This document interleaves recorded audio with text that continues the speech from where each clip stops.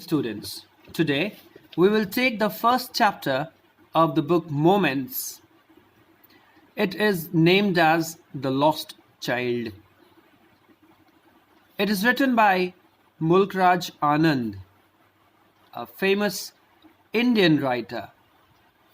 He is an Indo-Anglican writer. He was born on 12 December 1905 and we lost him on 28 September 2004. So if we mention that, it would be better for us to remember at least a little bit about the writer. September 2004. Right. He is notably known for his depiction of the lives of poorer castes in traditional Indian society. He is one of the pioneers of Indo-Anglican fiction. He was a contemporary of R.K. Narayan and is admired for his novels and short stories. One very important thing that I'd like you to know about him is he is noted for being among the first writers to incorporate Punjabi and Hindustani idioms into English. And he is the recipient of civilian honors of various prizes, starting with International Peace Prize that he got in 1953. Then he went for Sahit Academy Award that he got in 1971. And he was also honored by Padma Bhushan, which he got between these two in 1968. So he is a wonderful writer, and through him we have got a wonderful piece of story that we are going to start up. We will take things stepwise. We will start with the title, its appropriateness, followed by the summary of the story. I'll try to summarize it in the shortest possible way, followed by a detail of characters that the story involves, followed by the message that it delivers, and also at the end we'll talk about the theme that it is based on, and I'll summarize everything with the value points that I have concluded. Let us start with the first point, that is the title. Well, it's quite justified. In the story, a child goes to a festival along with his parents. He is fascinated by the things he sees on the way.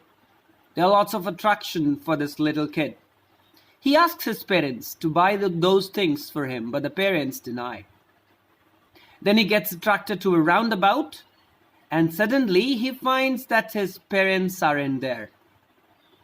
Since the story deals with a child who loves his parents and gets lost in the fair, the title is appropriate. Before we go to the summary, I want you to get familiar with the characters. There are two characters. It's the child himself who gets lost and the unknown man who generously tries to manipulate the child. So these are the two major characters that we need to know about. Then we come up to the summary. I'll try to summarize it in the shortest possible way. Well, the story highlights a child's love for his parents. It's a festival of spring. Like everyone, the child is happy and excited as he's going to a fair with his parents. On the way, the child is fascinated by a variety of things like the natural beauty, the sweets, the variety of swings, especially the roundabout. He sees a snake charmer. He wants to stay and listen to it. He sees a merry-go-round and a variety of things which are available to see in a fair. When he is engrossed in watching the roundabout, he notices that his parents were not there. He panics. He searches for his parents here and there, but finally he concludes that he was lost. He started crying. He ran towards a shrine. There was a big crowd. The, the crowd pushed this little kid back. But the generous man, the unknown man, a kind-hearted man, heard him crying. He stopped by and lifted the child in his arms. He tries to soothe him by offering all those things which he desired for earlier. But all these things had lost their charms. Now the child wants only his parents. Well, let's come to the message now that this story delivers. Well, during childhood, we long for so many things we see in day-to-day life. Well, the child is attracted towards so many things he comes across. But very often he does not understand the true value of his parents and takes them for granted. Well, the significance of parents is only realized when they are out of sight and we start longing for them. We realize that we cannot carry on without the help of our parents. This is what the child realizes once he gets lost in the fair, and that's what the message is. Though a man tries to calm the child by offering many things, the child wanted only his parents. And the theme and the message says the same. Okay, finally, if we talk about the important questions maybe, then the things that you need to point out at, or the things where you need to concentrate are, well, when the child was attracted in the fair, no doubt he was attracted. Describe what he was attracted towards. Also, describe child's fantasy.